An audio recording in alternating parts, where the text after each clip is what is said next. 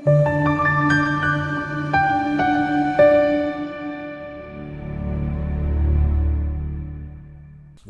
ukukhuluma nawe kwi-channel. Siyabonga ithuba elinqaziwe lokukhuluma nawe. Ngami uPastor Oningi.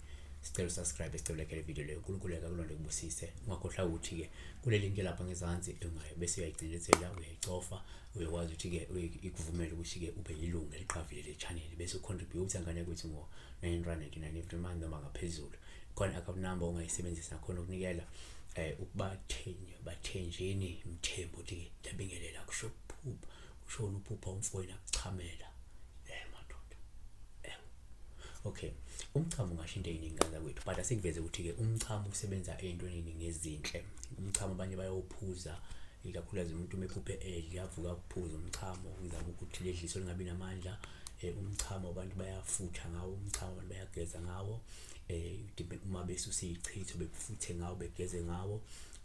Yabo, so umchamo uyasebenza abantu bechele ngawo ekseni mabevuka bachele ngawo ijali bachele ngawo indawo ukususa mhlawumbe imiqwebo nani. So umchamo usebenza ezintweni eziningi ezinhle nje uningi okwenza ukuhle but umchamo futhi singawuthatha njengophawu lobu kwesinye isikhathi uma usowuphupha nje kanjani nje sithi number 1 uma uphupha umchamo uphawu luhle kakhulu kwesinye isikhathi uma uchama. Njengoba lokho kusho ukuphulukiswa, kusho uphuma kwisigulo esingaphakathi, kusho ukuhlanzeka kwempilo noma kusho ukuxazululeka kweinkinga nokusuka kwabantu abangalungile empilweni yakho. Number 2, uma uphupha futhi umchamo kuwuphawu lobuma uzichamela noma ukuchanyelwa omunye umuntu noma ubona lo mchamo. Ngokwesintu lokhu ngisho ibhadi nokuthi mhlawumbe kunemizamo emibi yokuthi ugadwe ngesichitho. Kodwa futhi okwesathi singakubalula futhi ngane ukuthi uma uphupha la umchamo kuwuphawu lobuma uphupha uchama futhi uphaphama uzichamele. Lokho kusho ukuthi kumele uqaphele kunesichitho abagadla ngaso empilweni noma ke kunesichitho lesivele nje ngokuhamba kwesikhathi bese sikhahlameza empilweni yabona.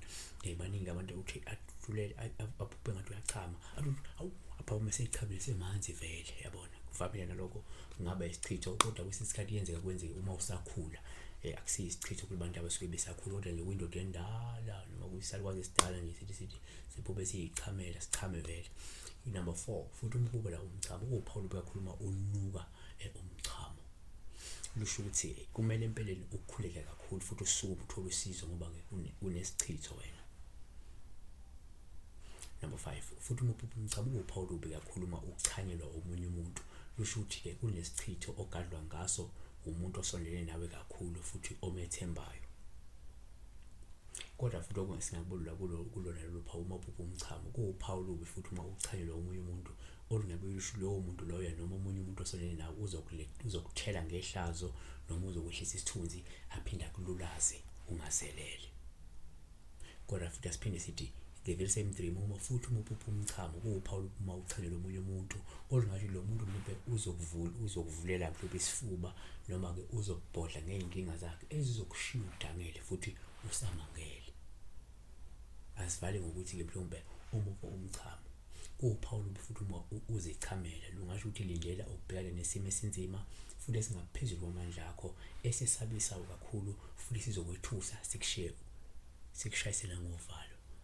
uEzekiel iBhayibhelini masibheka uEzekiel 7:17 ke zonke izandla ziyakuqheka amadolo abayoba manzi nte ngomchamo. Number 9, uma uphupha umchamo kuwuphawu luhluma ukuchanyelwa ingane. Kusho ukuthi izinkinga ezizovela ungalindele sizoxazuleka futhi maduze.